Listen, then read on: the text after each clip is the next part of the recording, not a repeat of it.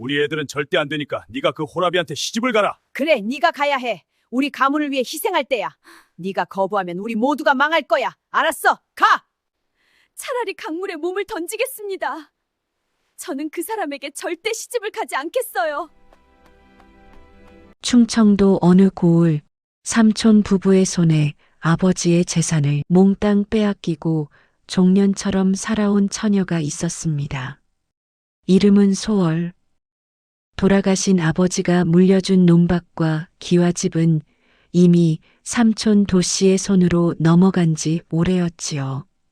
그런데 삼촌 부부는 빚을 갚기 위해 소월을 얼굴도 모르는 호라비에게 팔아보내려 했습니다.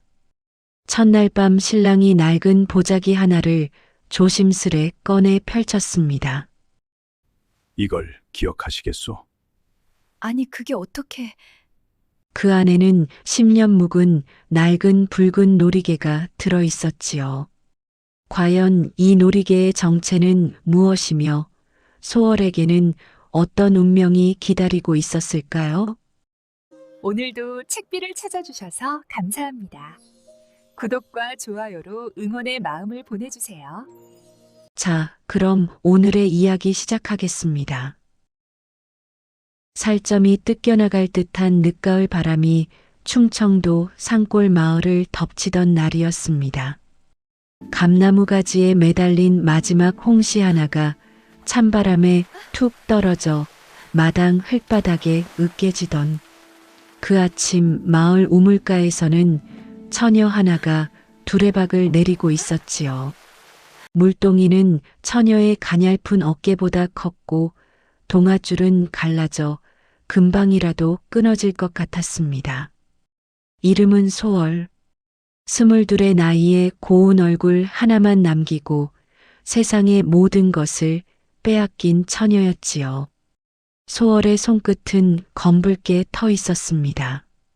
여름 내내 삼촌네 밭에서 김을 메고 가을에는 나달을 마당에서 타작하느라 손바닥에 굳은 살이 겹겹이 박혀 있었지요.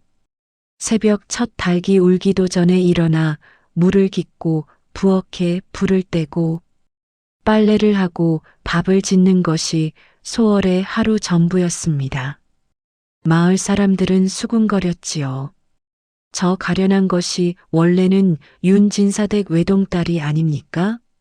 어쩌다 저 꼴이 됐는지 원.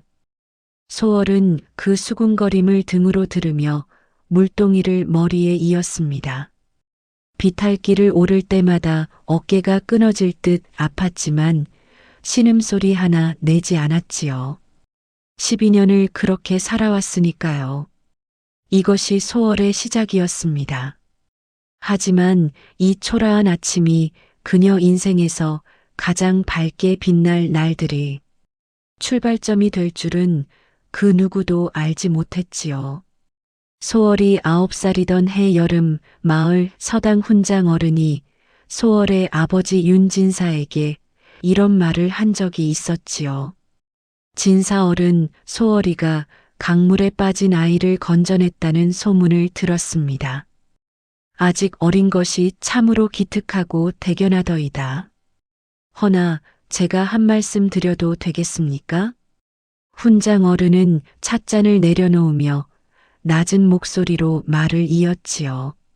남에게 베푼 은혜는 반드시 되돌아오는 법이지요.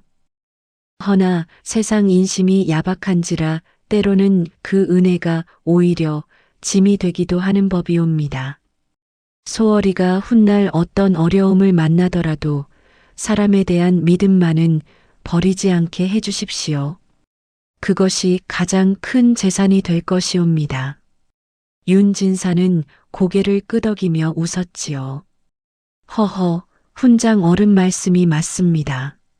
내 딸이 그런 마음을 가졌으니 이 아비는 더 바랄 것이 없지요. 어린 소월은 방문 틈새로 그 말을 듣고 있었습니다.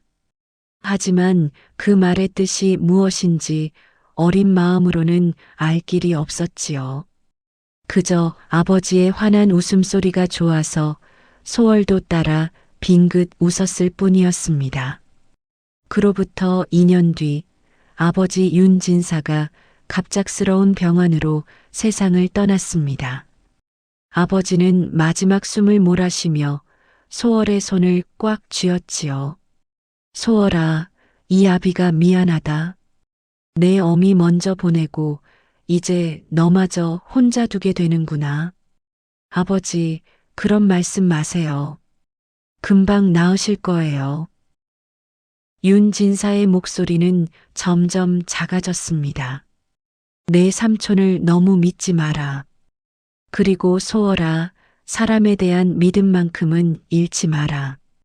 훈장 어른 말씀처럼 그것이 내 가장 큰 재산이니라. 아버지의 손에서 힘이 빠지는 것을 느끼며 소월은 소리도 없이 입술을 깨물었습니다. 그날 이후 소월의 세상에서 봄이라는 계절은 사라져버렸지요. 장례가 끝나기도 전이었습니다. 삼촌 도씨 부부가 집문서와 땅문서를 손에 쥔 채 앞마당으로 걸어 들어왔지요. 삼촌 도씨는 원래 윤진사의 이복 동생이었습니다. 어릴 때부터 형의 그늘에서 자라며 늘 기회를 노리던 사람이었지요. 소월아, 이제 내 아버지도 안 계시니 내가 너를 돌봐주겠다. 걱정 말거라. 그 말의 달콤함이 채 가시기도 전에 도씨 부인의 본색이 드러났습니다. 아버지가 돌아가신 지 보름도 안 되어 소월은 안방에서 쫓겨났지요. 대신 그 자리에는 도씨 부인과 사촌 언니 정화가 들어앉았습니다. 소월에게 배정된 곳은 광채 한 켠이었습니다. 거미줄이 천장에 드리워진 그 좁은 공간에서 소월은 겨울이면 집단 하나를 끌어안고 잠을 청해야 했지요. 숨을 들이쉬면 냉기가 폐속까지 파고들었습니다. 하지만 소월은 울지 않았습니다. 아버지의 서책들을 품에 꼭 안고 눈을 감았지요. 아버지가 남긴 책들은 광채 구석 항아리 뒤에 숨겨두었습니다. 그것만이 소월의 유일한 위안이었지요. 12살이 되던 해부터 소월에게는 집안일이 몽땅 떨어졌습니다. 새벽에 우물에서 물을 길어오는 것부터 시작해 마당 쓸기, 빨래, 부엌일, 밭일까지 손이 쉴 틈이 없었지요. 삼촌 도씨는 부리던 머슴도 내보내고 그 일을 전부 소월에게 맡겼습니다. 그러면서도 도씨 부인은 마을 사람들 앞에서는 정성껏 조카를 돌봐주는 인자한 어른 흉내를 냈지요. 우리 소월이가 어릴 때부터 살림에 타고난 재주가 있어서 말이에요. 본인이 하고 싶어 하더라고요. 사촌 언니 정화는 소월보다 2살 위였습니다. 어머니를 쏙 빼닮아 눈치가 빠르고 입이 험했지요. 소월이 잠시라도 허리를 펴고 쉬려 하면 어김없이 나타나 독을 뿌렸습니다. 거기 천한 것, 아직 마당도 다 안 쓸었는데 벌써 쉬는 거야? 소월은 대꾸하지 않았습니다. 빗자루를 다시 쥐고 마당을 쓸었지요. 그렇게 견뎌낸 12년의 세월 동안 소월에게 유일한 버팀목이 된 것은 2가지였습니다. 하나는 아버지의 서책들이었고 다른 하나는 10살 때 홍수 속에서 아이를 건져냈던 그 기억이었지요. 그날의 일은 소월에게 지금도 선명하게 남아 있었습니다. 장마비가 사흘째 쏟아지던 날이었어요.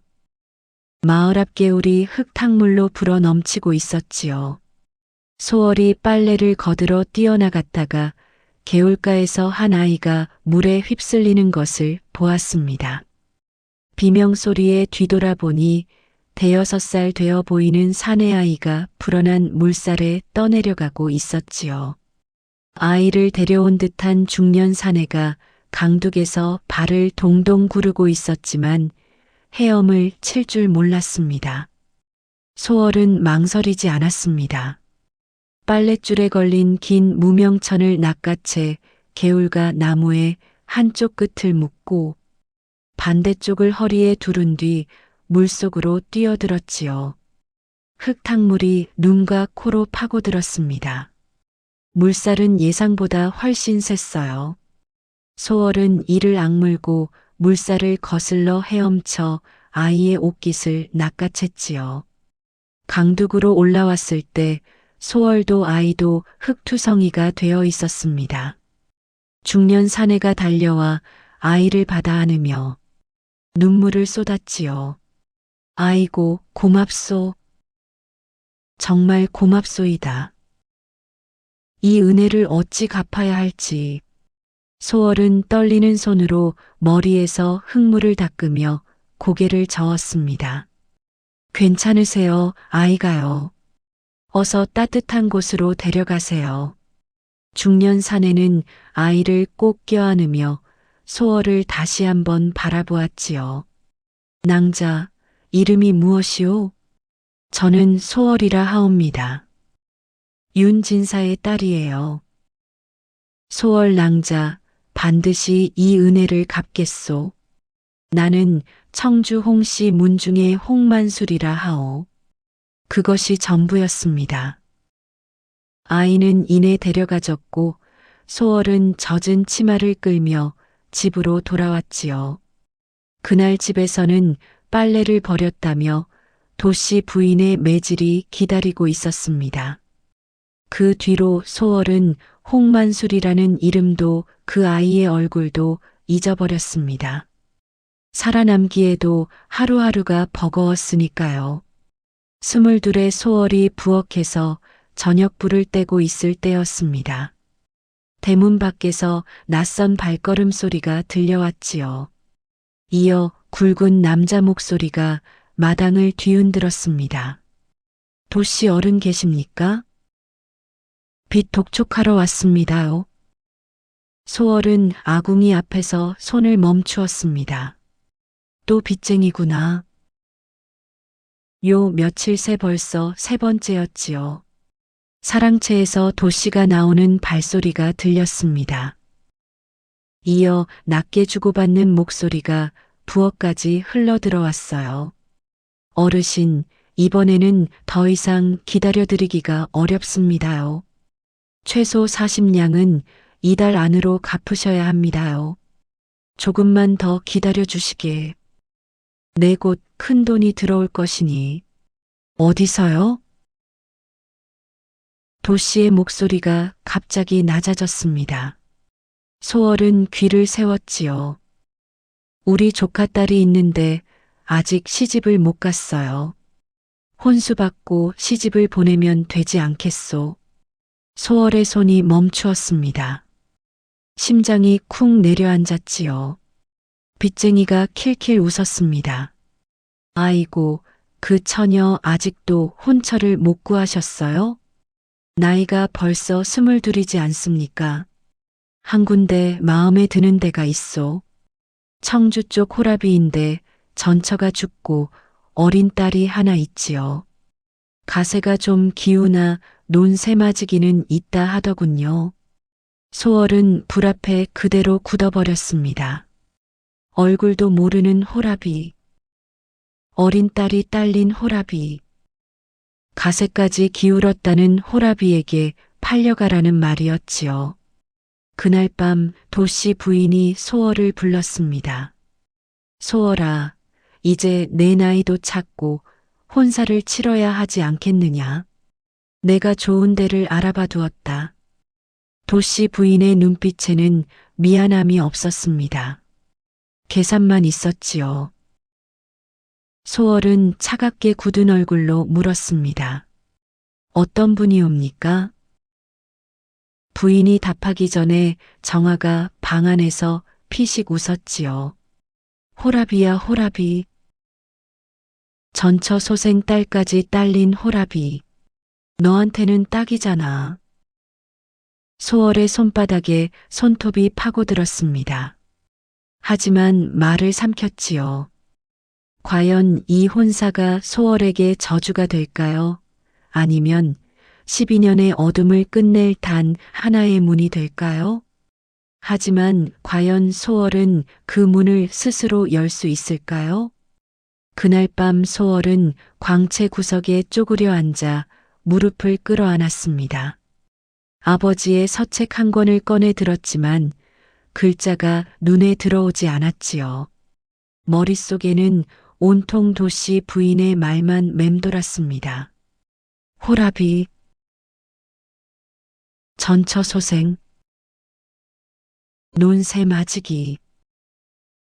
소월은 입술을 깨물었어요.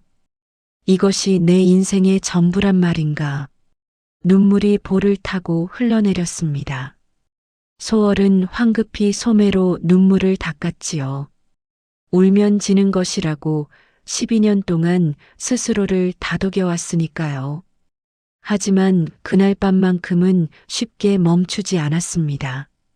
소월은 품 안에서 낡은 놀이개 하나를 꺼냈습니다. 파란 옥 구슬이 달린 작고 소박한 놀이개였지요. 어머니가 남기고 가신 유일한 유품이었습니다. 도씨 부인이 집을 뒤지다 찾지 못하도록 항아리 깊숙한 곳에 숨겨 두었다가 혼자 있는 밤에만 꺼내보는 물건이었지요.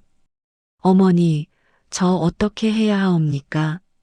아무도 대답하지 않는 밤이었습니다. 소월은 한참을 울다가 눈물을 닦고 일어섰지요. 그리고 다음 날 아침 삼촌 도씨를 찾아갔습니다. 삼촌, 그 혼사 말씀이옵니다. 그 호라비가 어떤 분인지 제가 알아볼 수 있겠사옵니까? 도씨는 콧수염을 쓸며 소월을 내려다보았지요. 알아서 뭘 하려고? 어차피 내가 결정할 수 있는 것이 아니야. 그래도 시집을 가야 하는 사람은 저희옵니다. 얼굴이라도 한번 볼 수 있다면. 도씨가 비웃었습니다. 이것 봐라. 종년 신세에 눈이 높아졌어. 내가 선택할 수 있다고 생각하느냐? 소월은 고개를 숙이면서도 목소리만큼은 굽히지 않았지요. 삼촌, 저는 아버지가 남기신 논밭의 주인이었사옵니다. 법도에 따르면 혼사는 당사자가 알고 있어야 하옵니다. 도씨의 눈썹이 꿈틀거렸습니다. 어디서 법도 타령이냐? 이 집에서 밥을 먹고 사는 주제에 소월은 주먹을 꽉 쥐었습니다. 이를 악물었지요. 그때 사랑채 쪽에서 정화의 목소리가 들려왔습니다. 어머니, 소월이가 또 반항하고 있어요.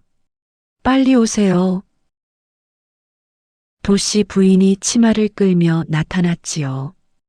그녀의 눈빛은 처음부터 결론이 나 있는 사람의 눈빛이었습니다. 소월아, 매파가 이미 다녀갔다. 혼례 날짜도 잡혔어? 다음 달 보름이야. 소월의 눈이 크게 떠졌습니다. 다음 달 보름이라고요? 그것은 한 달도 채 안 남은 날이었지요. 혼수도 없이요? 도씨 부인이 피식 웃었습니다. 혼수는 무슨, 몸만 가도 감지덕지할 집이야. 호라비가 첫 번째 마누라한테 혼수를 다 받아놨을 텐데 뭘 또 혼수 타령이냐? 소월은 그 자리에 무릎이 꺾이는 것을 느꼈습니다. 12년을 버텨왔는데 결국 이렇게 끝나는 것인가? 아버지가 물려주신 것도 다 빼앗기고 이제 이름도 얼굴도 모르는 사람에게 팔려가는 것인가? 그 자리에서 소월은 주저앉아 그만 엉엉 울음을 터뜨리고 말았습니다. 무서워서가 아니었습니다.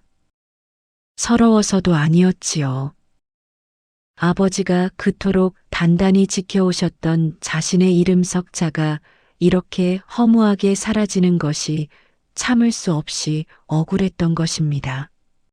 도씨 부인은 그 울음소리를 들으면서도 돌아보지 않고 안방으로 들어가 버렸지요. 정아만이 뒤돌아서며 냉정하게 말했습니다. 울어봤자 소용없어. 어차피 이 집에서 너 편은 아무도 없으니까. 소월은 한참을 울다가 겨우 고개를 들었습니다. 눈물을 닦고 나서 하늘을 올려다보았지요. 그때 문득 아버지의 말씀이 떠올랐습니다. 사람에 대한 믿음만큼은 잃지 마라. 소월은 천천히 일어섰습니다. 흔들리는 무릎을 손으로 짚으며 광채로 돌아왔지요. 그리고 어머니의 놀이개를 다시 손에 쥐었습니다. 차라리 이곳을 벗어나자. 설령 모르는 호라비 집이라 해도 이 지옥보다는 나으리라. 소월은 그렇게 스스로를 다독이며 밤을 보냈습니다. 혼례 날짜가 정해지자 도씨 부인은 분주하게 움직이기 시작했습니다. 물론 소월을 위한 준비가 아니었지요.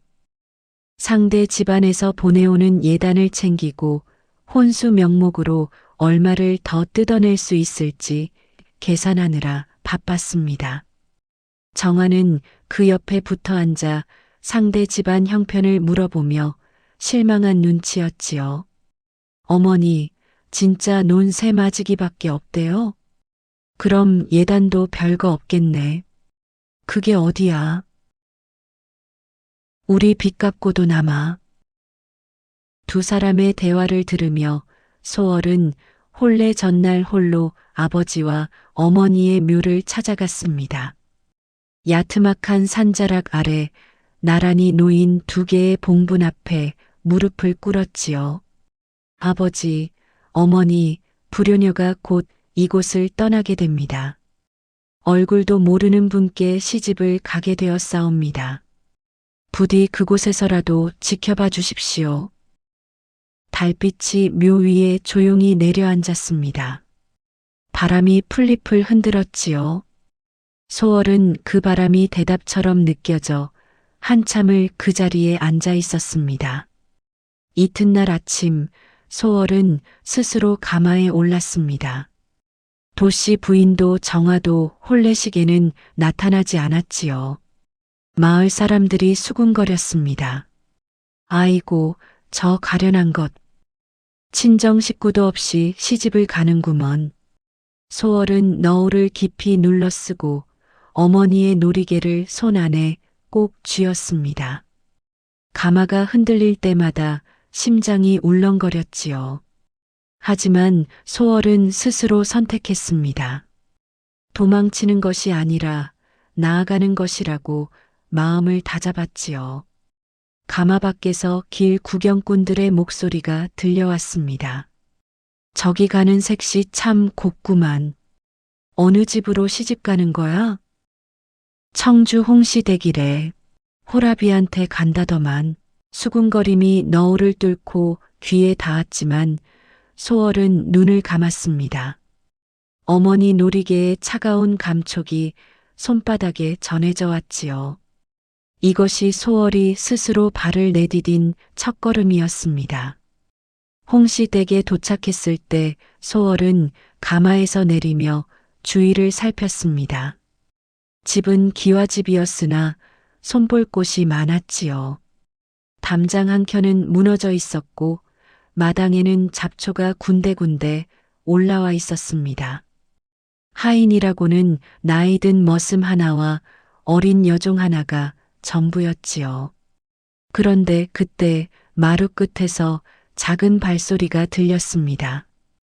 6살쯤 되어 보이는 계집아이가 문 뒤에서 조심스레 고개를 내밀고 소월을 바라보고 있었지요.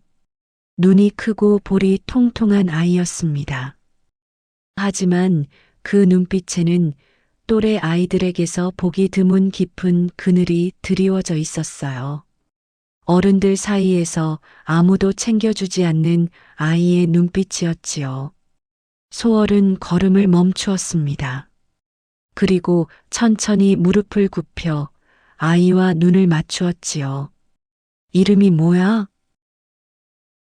아이는 대답하지 않고 소월을 빤히 바라보기만 했습니다.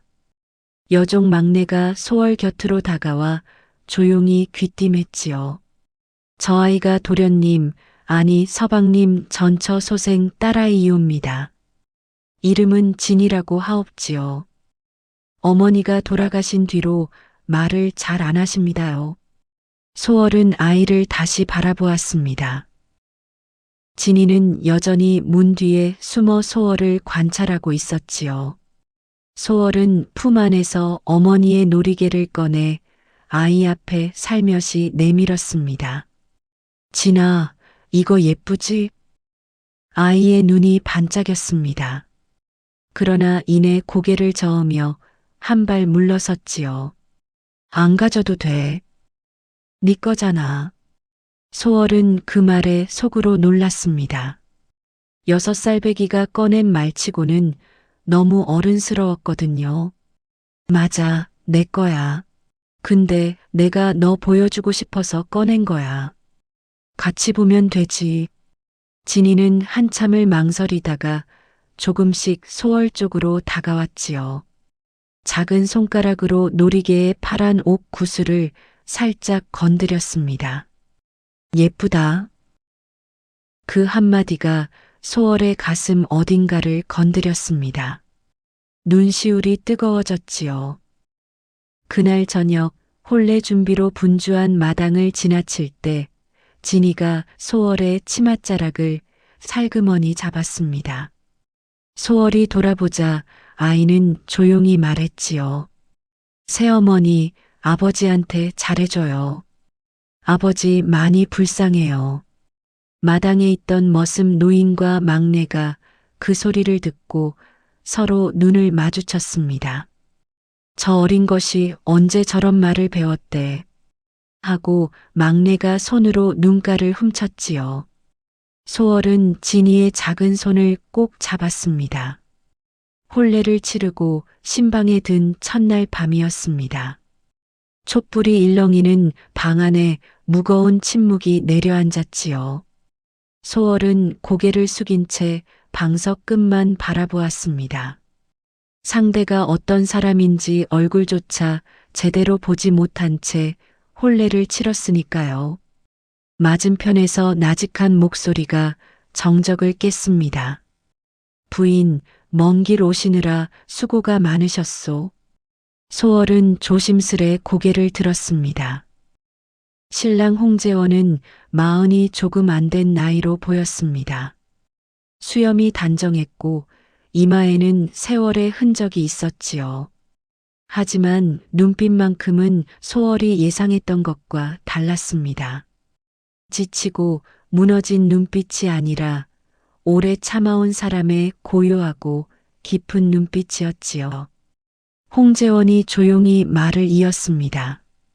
내 꼴이 이렇소. 전처를 잃고 어린 딸 하나에 기울어진 살림까지 부인을 이런 곳에 모셔오게 되어 실로 송구하외다. 소월은 그 말에서 뜻밖의 따뜻함을 느꼈습니다. 12년 동안 들어본 적 없는 말투였지요. 미안하다는 말. 송구하다는 말. 그때 홍재원이 몸을 돌려 방 구석의 작은 괴짝을 열었습니다. 안에서 낡은 보자기 하나를 조심스럽게 꺼내 들었지요. 보자기가 펼쳐지자 그 안에서 작고 낡은 놀이개 하나가 나왔습니다. 붉은 실에 매달린 나비 모양의 놀이개였습니다. 색이 바래고 실이 몇 가닥 끊어져 있었지만 홍재원은 그것을 두 손으로 받쳐 들듯 소중하게 내려다보고 있었지요. 소월의 심장이 쿵 내려앉았습니다. 저것이 혹시... 홍재원이 말했습니다. 이것은 10년 전 홍수 때 내 아들을 구해준 처녀에게 받은 것이요. 아들이 차고 있던 놀이개였는데 그 처녀가 물속에서 아이를 건지면서 끈이 끊어진 것을 건져 가져다 주었지요. 소월은 숨이 멎는 듯 했습니다. 아들이라고요? 그렇소. 그때 내 아들 진수가 6살이었소. 내가 장터에서 눈을 잠깐 판 사이 아이가 개울에 빠졌지요. 소월의 눈앞에 10년 전 그날의 장면이 빠르게 스쳐 지나갔습니다. 불어난 개울물, 흙탕물 속에서 허우적대던 작은 손, 무명천을 허리에 두르고 뛰어들던 자신의 발소리. 그때 그 아이가 바로 홍재원이 조용히 말을 이었습니다.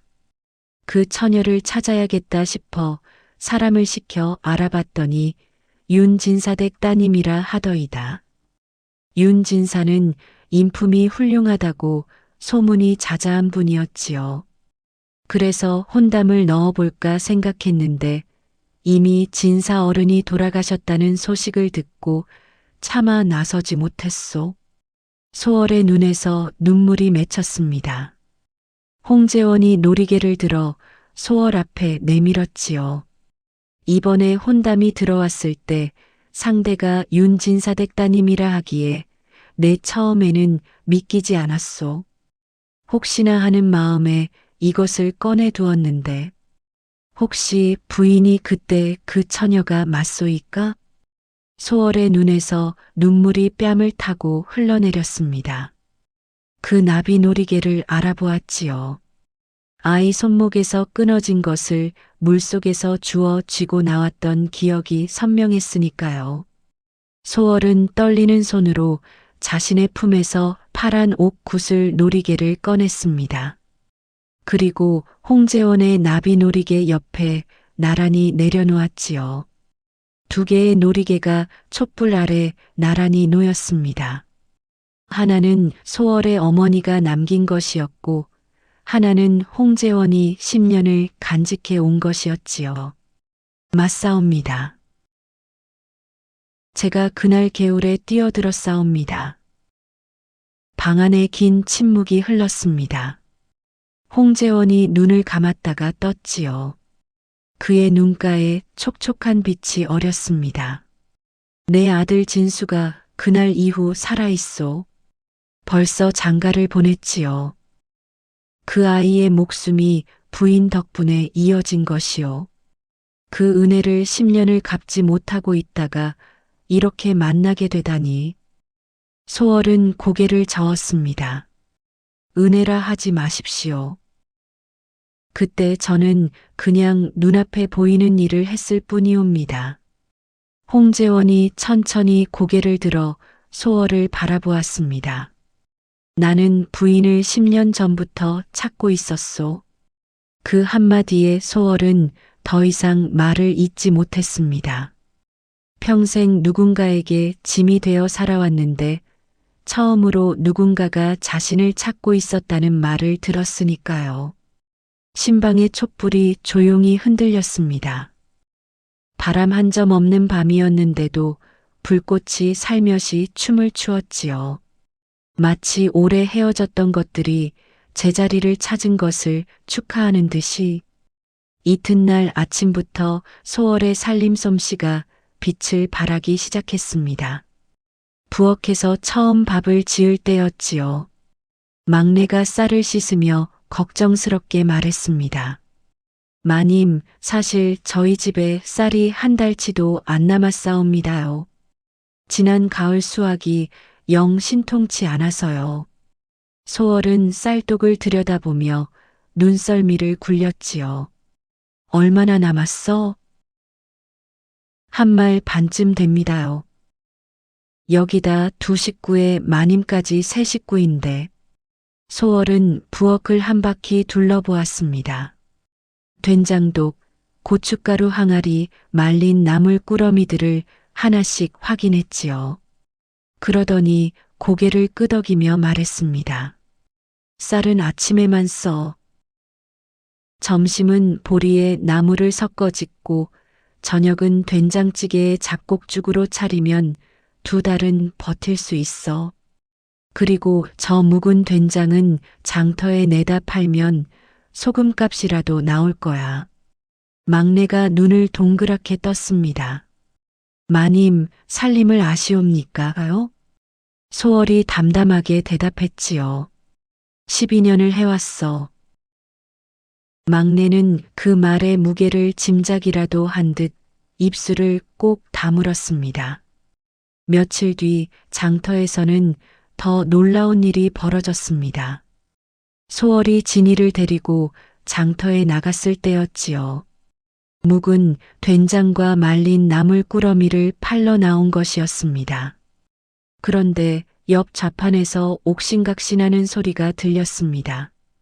쌀 장수 하나가 아낙네에게 고함을 치고 있었지요. 아니, 이 아주머니가 10량을 빌려갔으면 이자까지 15량을 갚아야 한다고요. 셈을 모르시오?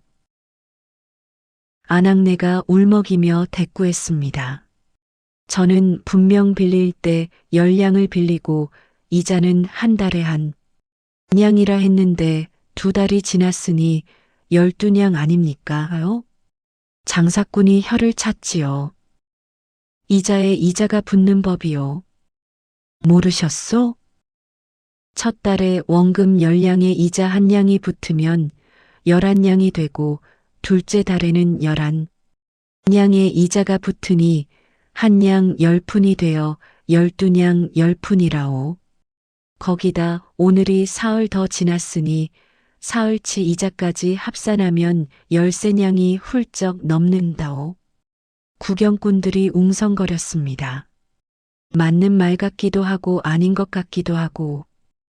소월이 조용히 좌판 앞으로 걸어 나왔습니다. 잠깐만요. 장사꾼이 소월을 보며 눈썹을 치켜 올렸지요. 뭐요? 소월은 차분하게 말했습니다. 원금 10량에 월 1량 이자라 하셨지요. 2달이면 이자가 2량이니 12량이 맞습니다. 이자에 이자를 붙이는 것은 사채업이라 하는데 장터에서 그것을 함부로 적용하시면 관아에 고하면 될 일입니다. 경국대전 호전에 사채 이자의 상한이 명시되어 있으니까요. 장터가 순간 조용해졌습니다. 장사꾼의 눈이 가늘어졌지요. 당신이 뭔데 남의 장사에 끼어드는 거요? 소월은 눈 하나 깜짝하지 않았습니다. 저는 그냥 지나가던 사람입니다. 하지만 잘못된 계산을 보고 모른 척하기가 어렵더군요. 그리고 사흘치 이자를 더 얻는 것은 원래 계산에도 없던 것 아닙니까? 빌려줄 때 사흘 단위 이자를 말씀하셨습니까? 장사꾼의 얼굴이 붉어졌습니다. 그야. 구경꾼들이 웃음을 터뜨렸지요. 맞는 말이네. 저 아낙네가 맞고 장사치가 틀렸잖아. 참나, 대낮에 사람을 등치려 했네. 창피해진 장사꾼은 더 이상 버티지 못하고 손을 내저으며 말했지요. 알겠소, 알겠소. 12냥 받겠소이다. 아낙네가 소월에게 달려와 두 손을 잡았습니다. 고맙습니다, 마님. 덕분에 살았습니다요. 소월은 고개를 저으며 웃었지요. 괜찮습니다. 어서 집에 가세요. 진이가 소월의 치맛자락을 잡으며 올려다 보았습니다. 새어머니 대단하다. 소월이 아이의 머리를 쓰다듬으며 말했지요. 아는 것을 쓰면 되는 거야. 구경꾼 사이에서 수군거림이 퍼졌습니다. 홍씨 댁에 새 마님이 들어오셨다더니 보통 분이 아니시네. 저 담담한 것 좀 봐. 그 일이 있은 뒤 며칠 후 이번에는 집안에서 일이 터졌습니다. 홍재원이 외출한 사이 채권자 하나가 들이닥쳤지요. 거친 인상의 사내였습니다. 홍서방 어딜 갔소? 저번에 꾼 50냥, 이번 달 안으로 안 갚으면 이 집 문서를 가져가겠소. 소월이 나와 사내를 마주했습니다. 어떤 조건으로 빌리셨습니까? 사내가 눈살을 찌푸렸지요. 뭐요? 언제, 얼마를, 어떤 이자, 조건으로 빌리셨는지 여쭤보는 겁니다. 사내가 코웃음을 쳤습니다. 작년 봄에 50냥, 월 이자 2냥으로. 소월이 잠시 손가락으로 헤아렸습니다. 작년 봄이면 12달이 지났군요. 이자가 24냥이니 원금 합쳐 74냥. 그런데 중간에 내신 것이 있습니까? 사내가 잠시 멈칫했지요. 지난 가을에 20냥을 받았소. 그러면 잔금이 54냥이 남았군요. 지금 당장 54냥을 가져가실 수 있는 것이지 집 문서는 해당 사항이 없습니다. 사내가 눈을 부라렸습니다. 이자가 더 있소. 소월이 침착하게 고개를 저었지요. 계약 때 정해진 이자, 조건 외에 추가 이자는 법도에 어긋납니다. 그리고 집 문서를 담보로 잡으려면 최초 계약서에 명시가 되어 있어야 하지요. 계약서를 가져오시면 확인해 드리겠습니다. 사내가 버럭 고함을 질렀습니다. 이 여편네가 어디서 배운 것이오?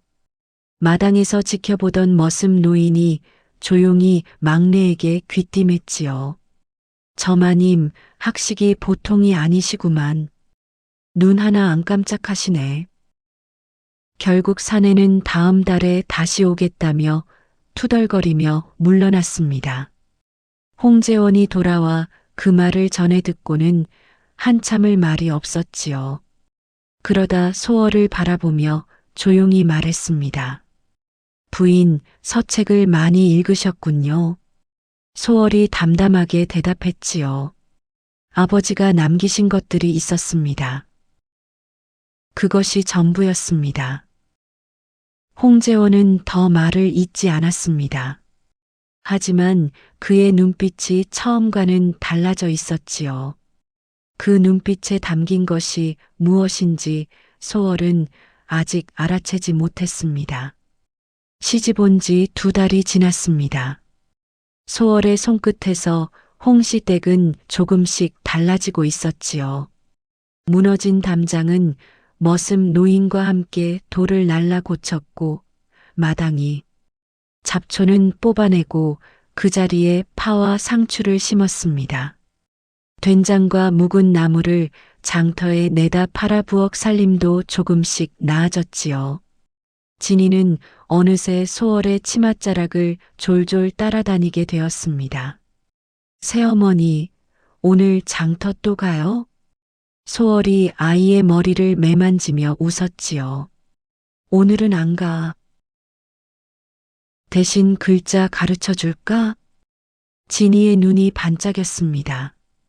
나도 글자 배울 수 있어요? 못 배울 이유가 없지. 마당 한쪽에 앉아 소월이 땅바닥에 나뭇가지로 글자를 써내려가면 진이가 고사리 손으로 따라 쓰는 모습을 홍재원이 사랑채 문 너머로 조용히 바라보고 있었습니다. 그의 입가에 오랫동안 없었던 미소가 살며시 번졌지요. 막내는 그 광경을 보며 혼잣말처럼 중얼거렸습니다. 이 집에 봄이 온 것 같네요. 그것은 가짜 승리였습니다. 소월은 그 따뜻한 일상이 오래 이어질 것이라 믿었지요. 진이와 함께 웃고 홍재원과 조용히 저녁을 나누는 이 소박한 날들이 자신의 새로운 삶이 될 거라고 생각했습니다. 하지만 그것은 폭풍 전의 고요였습니다. 어느 날 저녁 장터를 다녀온 막내가 창백한 얼굴로 뛰어들어왔지요. 마님, 큰일 났습니다요. 마님, 친정 삼촌나리께서 이리로 오고 계신다 합니다요. 그것도 혼자가 아니라 뭔가를 잔뜩 챙겨서요. 소월의 얼굴에서 핏기가 가셨습니다. 도씨 부부가 온다는 것은 평온한 이 집에 또 다른 폭풍이 몰려온다는 뜻이었지요. 소월은 손 안의 나뭇가지를 천천히 내려놓으며 눈을 감았습니다. 이를 악물었지요. 과연 도씨 부부가 이곳까지 쫓아온 이유는 무엇일까요? 다음 날 아침 도씨 부부가 나타났습니다. 도씨는 새 비단 도포를 걸치고 있었고 부인은 화려한 가채를 얹고 있었지요. 정화는 그 뒤를 따라 들어오며 홍시댁 마당을 구경꾼처럼 두리번거렸습니다. 아이고, 기와집이네. 생각보다 괜찮은 집이잖아. 도씨 부인이 마루에 올라서며 소월을 훑어보았지요. 잘 지냈니? 보기보다 살이 올랐구나. 소월은 고개를 숙이며 대답했습니다. 오시느라 수고하셨습니다. 어떻게 오셨사옵니까? 도씨가 당당하게 마루 위 상석에 털썩 앉았지요. 조카딸 얼굴도 볼 겸 또 할 말도 있어서 왔지. 사위도 좀 만나고 싶고. 소월의 가슴이 내려앉았습니다. 할 말이라는 것이 무엇인지 직감적으로 알 것 같았지요. 홍재원이 사랑채에서 나와 도씨 부부에게 예를 갖추었습니다. 도씨는 겉으로는 웃으며 인사를 받았지만 눈빛은 이미 집 안 구석구석을 계산하고 있었지요. 차가 나오고 잠시 시간이 흘렀습니다. 도씨가 슬쩍 운을 뗐지요. 사실은 말이요. 우리 집안이 요즘 좀 어려워서 조카딸 혼사를 치르느라 내가 쓴 돈이 많지 않소.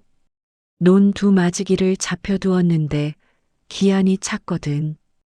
홍재원이 조용히 물었습니다. 얼마나 필요하십니까? 도씨의 눈이 번뜩였지요. 50냥만 있으면 돼요. 소월은 찻잔을 쥔 손에 힘이 들어갔습니다. 혼사에 쓴 돈이라니. 소월의 혼수조차 마련해 주지 않은 도씨 부부가 혼사 비용을 운운하는 것이었지요. 홍재원이 입을 열기 전에 소월이 먼저 말했습니다. 삼촌, 제 혼사에 쓰신 비용이 얼마였는지 제가 여쭤봐도 되겠습니까? 도씨의 눈썹이 꿈틀거렸지요. 왜? 매파 수고비, 예단, 혼례 음식 준비 비용을 말씀해 주시면 제가 계산해 보겠사옵니다. 도씨 부인이 끼어들었습니다. 그게 무슨 소리냐? 조카딸 혼사에 삼촌이 돈을 쓰는 것은 당연한 일인데 무슨 계산이냐? 소월은 눈을 내리깔며 담담하게 말했지요. 어머니가 안 계신 제 혼사를 챙겨주신 것은 감사합니다. 하지만 저는 혼수를 받지 못했고 혼례의 친정 식구가 아무도 오지 않으셨지요. 그렇다면 실제로 쓰신 비용이 얼마인지 여쭤보는 것은 당연한 일 아니겠사옵니까? 마당에서 막내가 손으로 입을 가리며 눈을 동그랗게 떴습니다. 저 마님이 또. 도씨가 버럭 소리를 높였습니다. 어디서 배운 버릇이냐? 삼촌한테 따지는 것이냐? 소월은 흔들리지 않았지요. 삼촌, 따지는 것이 아니옵니다. 다만 이 집은 저와 서방님의 집이고 서방님의 재산은 서방님께서 결정하실 일이옵니다. 제가 친정 빚을 대신 갚아야 할 의무가 있는지 여쭤보는 것뿐이옵니다. 정화가 발끈했습니다. 언니, 저것 봐요. 시집 오더니 눈이 완전히 높아졌잖아. 홍재원은 그 광경을 조용히 지켜보고 있었습니다. 그의 눈빛이 천천히 변해가고 있었지요. 결국 도씨 부부는 그날 빈손으로 돌아갔습니다. 하지만 도씨 부인의 눈빛에는 이것으로 끝내지 않겠다는 서늘한 기색이 역력했지요. 마당에서 그들의 뒷모습을 바라보던 소월은 이제 곧 더 큰 파도가 올 것을 직감했습니다. 열흘 뒤 도씨 부부는 더 큰 칼을 들고 나타났습니다. 이번에는 혼자가 아니었지요. 고을에서 제법 이름 있는 훈장을 한 명 데리고 왔습니다. 나는 이 아이의 친정 어른이요. 혼사에 절차상 문제가 있었소. 소월이가 내 허락 없이 이 집에 들어온 것이나 마찬가지라오. 혼서지에 친정 어른 도장이 없으니 이 혼사는 무효가 될 수도 있소이다. 그 말에 막내가 허겁지겁 소월에게 달려왔지요. 마님, 큰일 났습니다요. 소월은 마루로 나와 도씨를 마주했습니다. 가슴이 쿵쾅거렸지만 겉으로는 드러내지 않았지요. 삼촌, 혼서지에는 서방님 댁과 매파가 서명을 했습니다. 친정 어른의 도장이 없다는 것은 삼촌께서 스스로 혼례에 참여하지 않으셨기 때문이지요. 도씨가 훈장을 앞으로 밀었습니다. 이분이 증인이요. 내가 혼례날 통보를 받지 못했다고 증언하실 것이요. 소월은 조용히 말했지요. 삼촌, 매파 박씨가 삼촌 댁에 혼례 날짜를 알렸습니다. 저는 그 자리에 있었사옵니다. 그리고 삼촌 댁 이웃 아주머니들도 그날 가마가 떠나는 것을 보셨지요. 증인이 필요하시면 그분들을 모셔오면 되겠사옵니다. 훈장이 민망한 듯 헛기침을 했습니다. 도씨의 얼굴이 불그락푸르락 변했지요. 그때 홍재원이 사랑채에서 천천히 걸어 나왔습니다. 그의 눈빛은 조용했지만 단단했지요. 장인 어른, 혼사에 드신 비용이 있으시다면 말씀해 주십시오. 제가 정당하게 계산해 드리겠습니다. 단 그 이상은 드리기 어렵습니다. 도씨가 홍재원을 노려보았습니다. 이보시오, 사위. 내 조카딸을 이 집에 보낸 것이 얼마나 큰 결단인지 아시오? 홍재원이 말했지요. 저는 부인을 팔아오신 것이 아니라 시집 보내신 거라 알고 있습니다.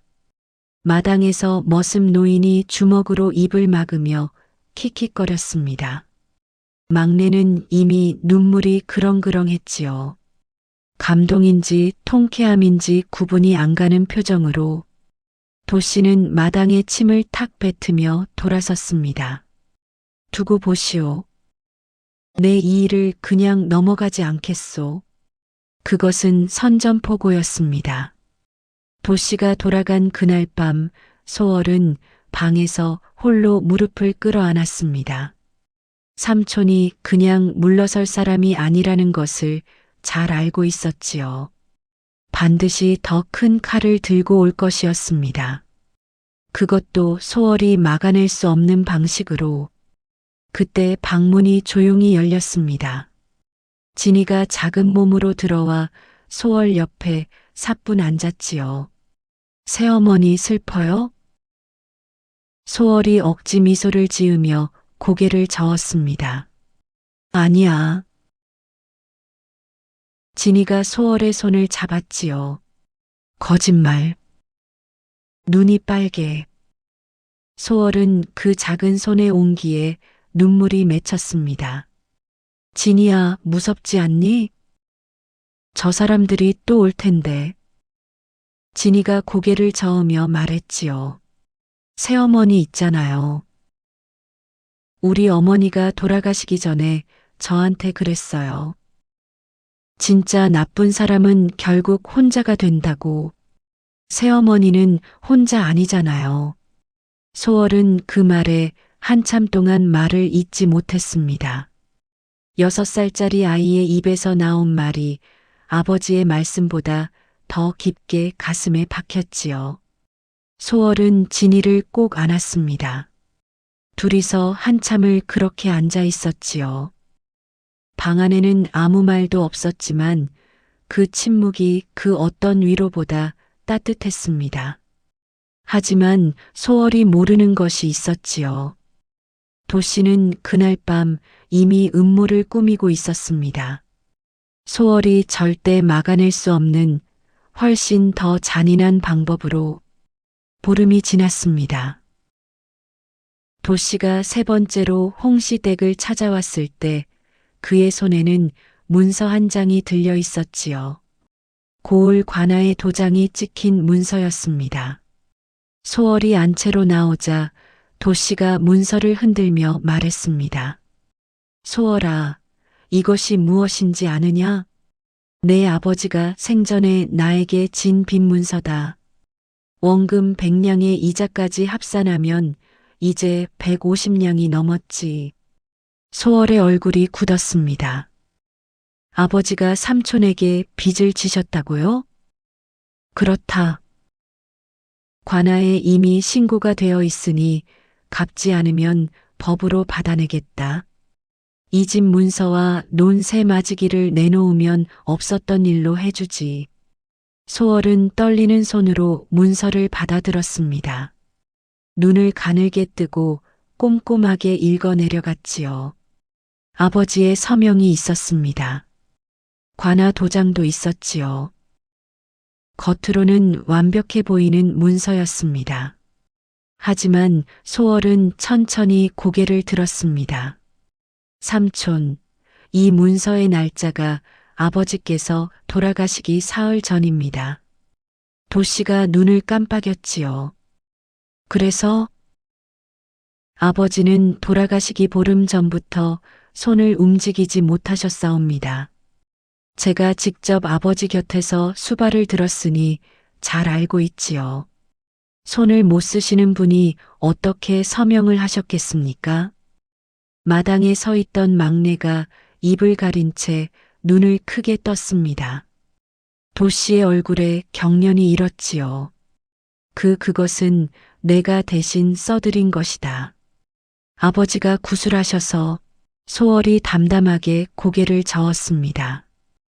삼촌, 구술로 작성된 문서는 반드시 증인 2명의 서명이 있어야 효력이 있습니다. 이 문서에는 증인 서명이 없지요. 그리고 관아에 신고가 되었다 하셨는데 관아의 소송 접수 날짜가 언제인지 확인해 볼 수 있겠사옵니까? 도씨가 버럭 일어섰습니다. 감히 조카년이 삼촌을 의심하는 것이냐? 소월은 물러서지 않았지요. 삼촌, 저는 의심하는 것이 아니라 확인하는 것이옵니다. 아버지의 이름이 적힌 문서이니 당연히 살펴봐야 하지 않겠사옵니까? 그때 홍재원이 조용히 걸어 나왔습니다. 장인 어른, 그 문서를 제게 잠시 보여주시겠습니까? 도씨가 홍재원과 소월을 번갈아 보며 이를 갈았습니다. 그러더니 문서를 낚아채며 소리쳤지요. 두고 보시오. 이 일을 그냥 넘어가지 않겠소. 도씨가 뛰쳐나간 뒤 마당에는 먼지만 일었습니다. 홍재원이 소월의 곁으로 다가왔지요. 소월의 손이 파들파들 떨리고 있었습니다. 단단하게 버텼지만 속으로는 무너지고 있었던 것이지요. 홍재원이 소월의 손 위에 자신의 손을 가만히 얹었습니다. 부인, 수고했소. 그 한마디에 소월은 그만 눈물을 쏟고 말았지요. 뺨을 타고 흘러내리는 눈물을 막으려 했지만 멈추지 않았습니다. 12년을 버텨온 사람이 처음으로 기댈 수 있는 손을 만난 것이었지요. 막내가 진이를 데리고 부엌으로 슬그머니 들어가며 혼잣말을 했습니다. 이제 저 나쁜 것들한테 어떻게 되려나. 마님이 불쌍해서 원. 그로부터 닷새 뒤였습니다. 소월이 장터에서 돌아오는 길이었지요. 진이와 함께 나물 한 광주리를 팔고 돌아오는 발걸음이 가벼웠습니다.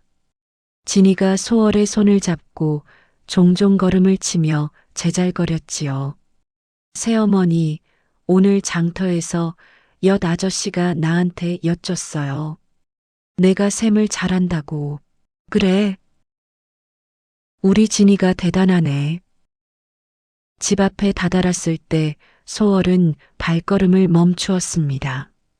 대문 앞에 관아 포졸 둘이 서 있었지요. 그 옆에 도씨가 팔짱을 끼고 서 있었습니다. 입가에는 비열한 미소가 걸려 있었지요. 소월의 심장이 얼어붙었습니다. 포졸 중 하나가 앞으로 나서며 말했습니다. 홍씨 댁 소월 마님이십니까? 관아 원님께서 출두를 명하셨습니다. 사문서 위조 혐의로 고발이 들어왔습니다. 사문서 위조라고요? 도씨가 차갑게 웃었지요. 아버지 빈 문서를 가짜라 주장하고 관아 서류를 훼손하려 했다는 증거가 있다. 우리 집안의 체면을 짓밟은 죗값을 치러야지. 소월의 다리에서 힘이 빠졌습니다. 도씨는 관아 관리 중 한 명과 손을 잡고 있었던 것이었지요.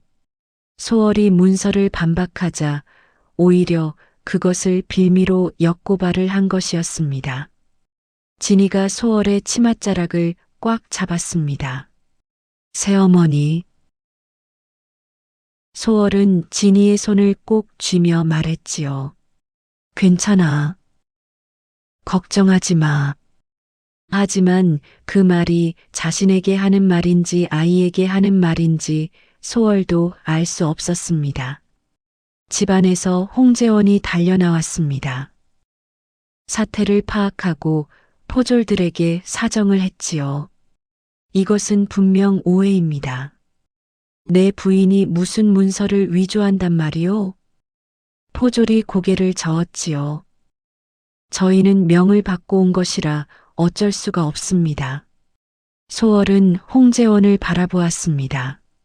그의 눈빛에 처음 보는 당혹감이 깔려 있었지요. 소월은 천천히 입을 열었습니다. 서방님, 제가 다녀오겠습니다. 부인. 소월이 고개를 끄덕였습니다. 이것으로 모든 것이 끝이 난 것인가? 12년을 버티고 이곳에서 겨우 봄을 만났는데 다시 벼랑 끝으로 몰리는 것인가? 눈물도 나오지 않았습니다. 그저 가슴이 돌처럼 무거웠지요. 도씨가 소월의 뒷모습을 보며 낮게 웃었습니다. 이제 이 집도 내 손에 들어오는구나. 그것은 소월의 인생에서 가장 어두운 밤이 시작되는 순간이었습니다. 관아 창고 한켠에 소월이 홀로 앉아 있었습니다. 차가운 흙바닥이었지요. 벽 틈새로 바람이 스며들어 소월의 얇은 치맛자락을 흔들었습니다. 밖에서는 포졸들의 발소리가 간간히 들려왔지요.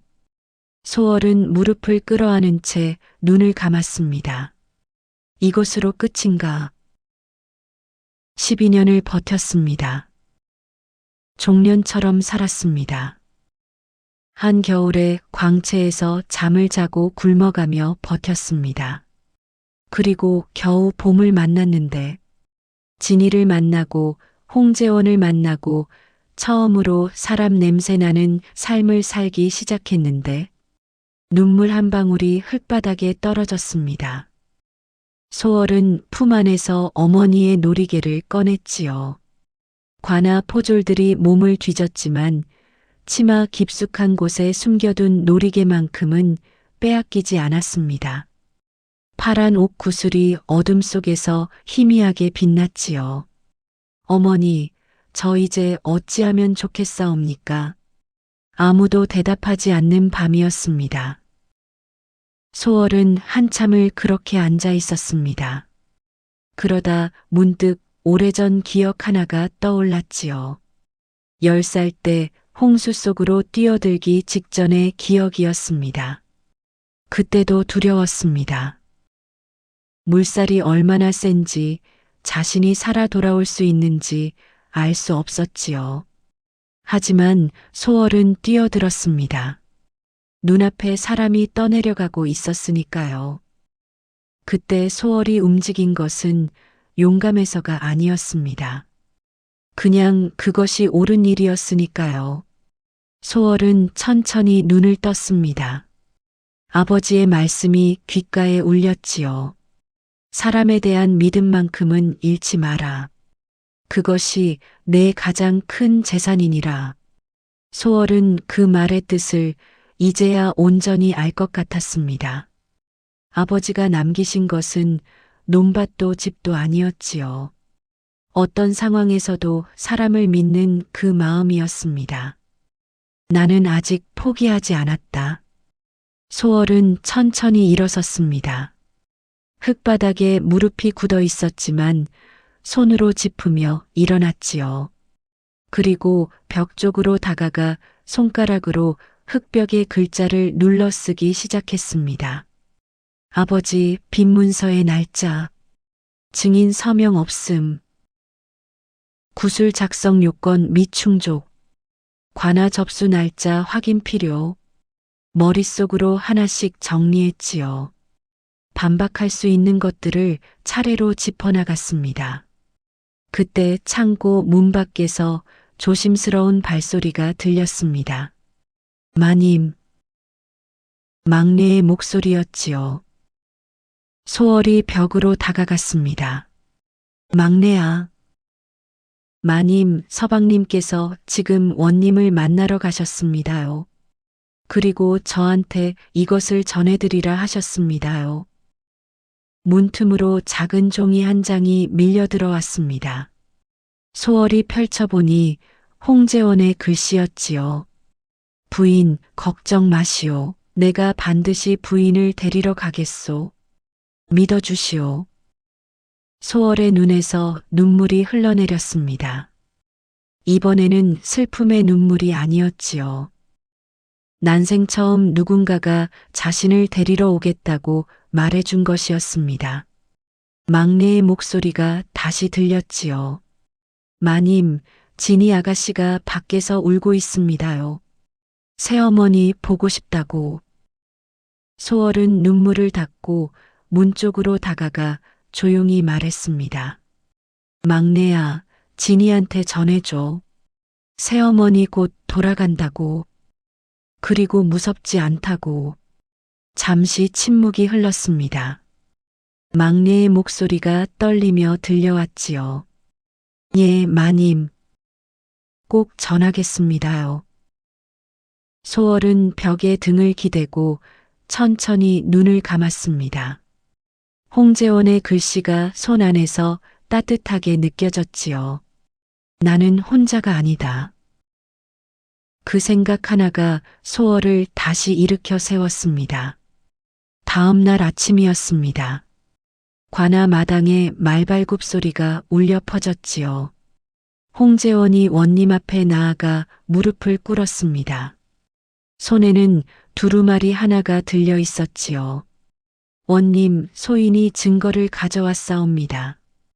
원님이 눈썹을 치켜 올렸습니다. 무슨 증거요? 홍재원이 두루마리를 펼쳤습니다. 거기에는 소월의 아버지 윤진사의 주치의원이 작성한 소견서가 있었지요. 윤진사가 돌아가시기 보름 전부터 손을 쓰지 못하는 상태였다는 내용이 명시되어 있었습니다. 그리고 또 하나, 마을 이웃 3명의 증언서였지요. 윤진사가 병상에 누운 이후 도씨가 문서를 들고 드나든 것을 보았다는 내용이었습니다. 그 옆에 진이가 서 있었습니다. 진이는 원님 앞으로 한 걸음 나서더니 또박또박 말했지요. 원님, 저는 홍재원의 딸 진이이옵니다. 저희 새어머니는 나쁜 일을 한 적이 없습니다. 제가 증인이 되겠사옵니다. 마당에 서 있던 포졸들이 서로를 바라보았습니다. 6살짜리 아이가 어른들 앞에 나서서 목소리를 높이는 모습에 관아 마당이 조용해졌지요. 원님이 진이를 내려다보며 말했습니다. 내가 무엇을 알기에 증인이 되겠다는 것이냐? 진이가 고개를 들고 말했지요. 새어머니는 매일 아침 제 머리를 빗겨주고 글자를 가르쳐 주시는 분이옵니다. 그런 분이 나쁜 일을 했다는 것은 제가 믿을 수가 없사옵니다. 원님의 눈빛이 흔들렸습니다. 홍재원이 조용히 덧붙였지요. 원님, 소인의 부인은 이 아이의 어머니이옵니다. 어머니를 잃은 아이가 이렇게 나선 것만으로도 부인의 됨됨이를 짐작하실 수 있지 않겠사옵니까? 원님은 한참을 생각하다가 고개를 끄덕였습니다. 도씨를 다시 불러들이거라. 도씨가 관아로 불려 들어왔을 때 그의 얼굴에는 아직 여유가 남아 있었습니다. 어차피 관리를 손에 쥐고 있다는 자신감이었지요. 하지만 원님의 표정이 어제와 달랐습니다. 싸늘하고 단단한 눈빛이었지요. 원님이 홍재원이 가져온 두루마리를 펼치며 입을 열었습니다. 도씨, 이 문서를 보시오.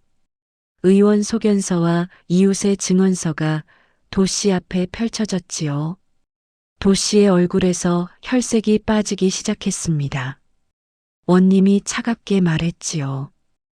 윤 진사가 손을 쓰지 못하는 상태에서 서명이 된 문서, 증인 서명이 없는 구술 문서, 그리고 당신이 병상의 윤 진사방에 드나드는 것을 목격한 이웃들의 증언. 이것이 다 무엇을 뜻한다고 생각하시오? 도씨가 버럭 소리를 높였습니다. 그것은 오해이옵니다. 형님이 직접 말씀하셔서 제가 대신 써드린 것이라오. 원님이 손을 들어 도씨의 말을 끊었지요. 그렇다면 증인이 있어야 하오. 법도에 따르면 당사자가 직접 서명하지 못하는 경우 반드시 증인 2명이 서명해야 효력이 있소. 이 문서에는 그것이 없지요. 도씨가 입을 달싹였지만 말이 나오지 않았습니다. 원님이 천천히 자리에서 일어섰습니다. 더 큰 문제가 있소.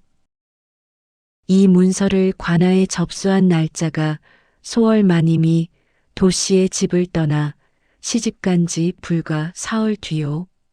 그리고 관아 접수를 담당한 아전이 도씨와 인척 관계라는 것도 이미 확인했소.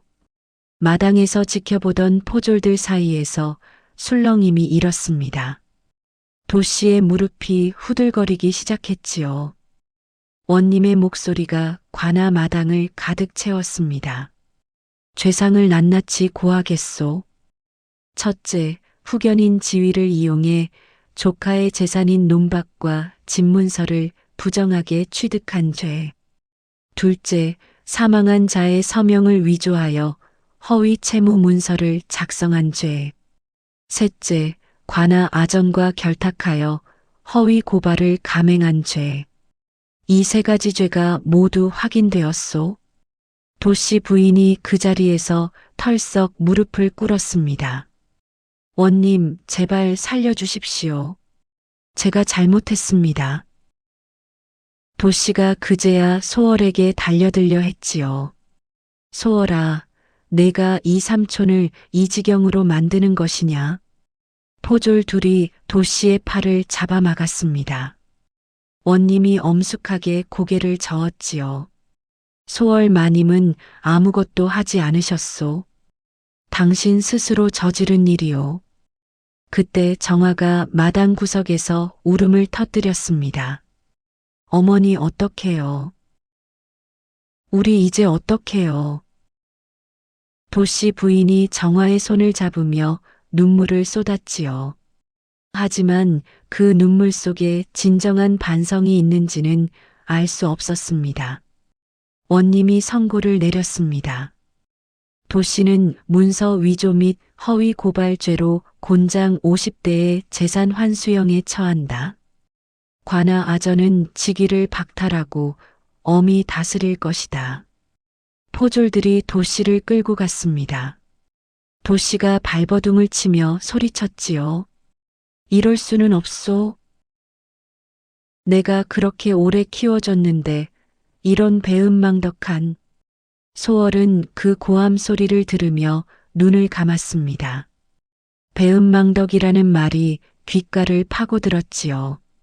12년을 종년처럼 부리고 먹을 것도 제대로 주지 않고 팔아보내려 했으면서도 마지막에는 배은망덕이라는 말을 쓰는 그 사람이 소월은 더 이상 원망스럽지 않았습니다. 그저 가엾었지요. 도씨가 끌려나간 뒤 관아 마당에는 고요가 내려앉았습니다. 소월이 천천히 앞으로 걸어 나왔지요. 그리고 무릎을 꿇고 원님에게 예를 올렸습니다. 원님, 한 가지 청이 있사옵니다. 원님이 눈썹을 올렸지요. 말해보시오. 소월이 조용히 입을 열었습니다. 정화에게는 선처를 베풀어 주십시오. 그 아이는 어미가 하는 일에 끌려다닌 것이지 스스로 악한 마음을 가진 것은 아니었사옵니다. 원님이 소월을 한참 바라보았습니다. 마당에 서 있던 홍재원의 눈가가 촉촉하게 젖었지요. 원님이 고개를 끄덕였습니다. 마님의 청이니 받아들이겠소. 정화가 마당 구석에서 그 말을 듣고 무릎을 꿇었습니다. 소월을 바라보는 그 눈에는 처음으로 부끄러움이 담겨 있었지요. 소월은 정화를 외면하지 않았습니다. 짧게 고개를 끄덕였지요. 그것이 전부였습니다. 그로부터 사흘 뒤였습니다. 원님이 홍씨 댁으로 직접 문서를 보내왔지요. 윤 진사가 남긴 논박과 집문서가 소월의 이름으로 돌아온다는 내용이었습니다. 막내가 그 문서를 들고 뛰어들어오며 소리쳤지요. 마님, 마님, 마님 땅이 다 돌아왔습니다요. 소월은 문서를 두 손으로 받아들었습니다. 아버지의 이름이 적힌 땅 문서였지요. 눈물이 흘러내렸습니다. 소리 없이 한참을 울었지요. 진이가 달려와 소월의 허리를 꼭 껴안았습니다. 새어머니, 왜 울어요? 좋은 일인데. 소월이 웃으며 눈물을 닦았습니다. 맞아. 좋은 일이야. 새어머니가 너무 기뻐서 우는 거야. 홍재원이 소월 곁에 다가와 조용히 말했지요. 부인, 이 문서는 부인 것이오. 부인이 결정하시오.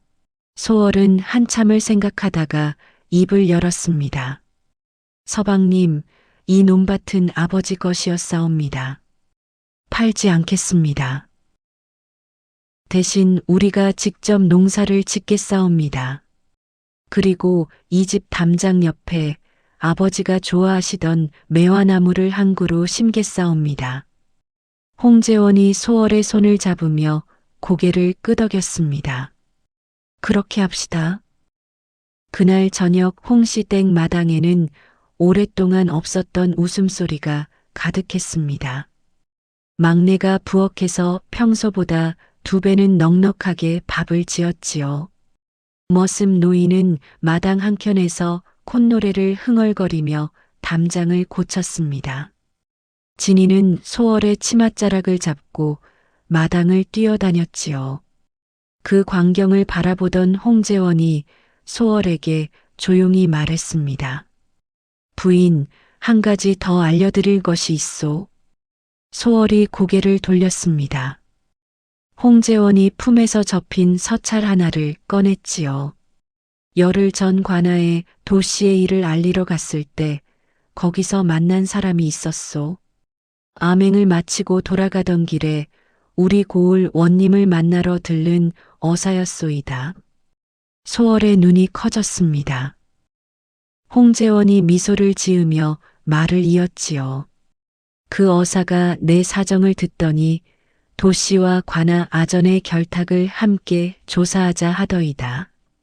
원님 혼자서는 관아 아전을 다스리기 어려웠을 테지만 어사가 동행하니 가능했지요. 소월이 천천히 물었습니다. 그 어사 나리가 누구이시옵니까? 홍재원이 서찰을 펼쳤습니다. 거기에는 이름 석자가 적혀 있었지요. 홍진수? 소월의 눈이 멈추었습니다. 홍재원이 조용히 말했지요. 내 아들이요. 10살 때 부인이 홍수 속에서 건져낸 그 아이 말이요.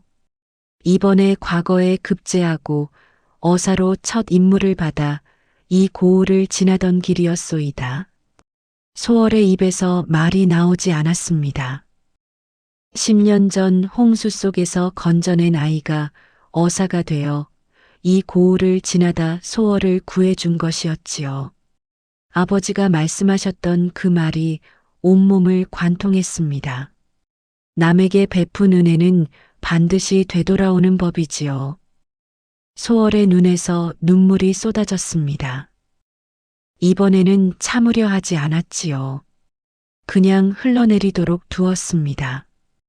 홍재원이 소월의 어깨를 감싸 안았지요. 진이가 두 사람 사이로 파고들며 말했습니다. 나도요. 셋이서 한 덩어리가 되어 한참을 울고 또 웃었습니다. 막내는 부엌에서 그 소리를 듣고 앞치마로 눈물을 닦았지요. 머슴 노인은 담장 돌을 쌓다가 멈추고 하늘을 올려다보며 혀를 찼습니다. 원 세상에 저렇게 기구한 인연이 다 있나? 그로부터 3년의 세월이 흘렀습니다. 봄이 왔습니다. 홍시댁 마당 한켠에 소월이 심은 매화나무에 흰 꽃이 소복하게 피어 있었지요. 담장은 반듯하게 고쳐졌고 마당에는 파릇한 나물이 자라고 있었습니다. 소월이 마루에 앉아 바느질을 하고 있었지요. 손은 여전히 거칠었습니다. 12년의 세월이 만든 굳은 살은 쉽게 사라지지 않았지요. 하지만 그 손이 지금 하는 일은 달랐습니다. 진이의 봄옷을 짓고 있었지요. 진이가 마당에서 뛰어오며 소리쳤습니다. 새어머니, 매화꽃 떨어졌어요. 와서 보세요. 소월이 바느질을 내려놓고 마루에서 내려섰습니다. 마당으로 걸어가자 흰 꽃잎들이 바람에 날려 소월의 어깨 위로 내려앉았지요. 소월은 손바닥을 펼쳤습니다. 꽃잎 하나가 거칠고 굳은 살 박힌 손바닥 위에 사뿐히 내려앉았지요. 소월은 그것을 바라보며 오래전 어머니의 말씀을 떠올렸습니다. 아무리 차가운 세상이 너를 짓밟아도 다시 피어나는 꽃이 되어야 한다. 소월이 조용히 미소를 지었습니다. 그것은 12년 동안 한 번도 지어본 적 없는 진짜 미소였지요. 홍재원이 사랑채에서 나와 소월의 곁에 섰습니다. 두 사람은 나란히 매화나무를 바라보았지요. 진이가 두 사람 사이에서 꽃잎을 잡으려 까치발을 들며 깔깔 웃었습니다. 바람이 불었습니다. 흰 꽃잎들이 온 마당을 가득 채우며 날렸지요. 처음 이 집에 왔을 때 잡초만 가득하던 그 마당이 이제는 꽃잎으로 덮이고 있었습니다. 소월의 가장 초라했던 날은 광채 구석에서 홀로 추위를 버티던 겨울이었습니다. 그리고 가장 당당한 날은 바로 이날이었지요. 매화꽃 아래 나란히 선 이 봄날이었습니다. 세상에는 눈에 보이지 않는 것들이 있습니다. 12년 동안 소월을 지켜온 것은 논밭도 집문서도 아니었지요. 아버지가 남기신 한마디였습니다. 사람에 대한 믿음만큼은 잃지 마라.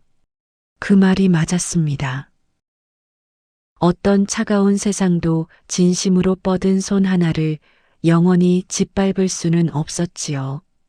10년 전 홍수 속에서 뻗은 소월의 손이 돌고 돌아 자신에게 돌아온 것처럼 진심은 반드시 제자리를 찾아오는 법이었습니다. 다음 영상을 빠르게 만나보시려면 좋아요와 구독을 눌러주세요. 지금 화면에 나오는 저희 채널의 더 재미있는 영상들도 함께 해주세요. 그럼 모두 행복한 하루 보내세요. 감사합니다.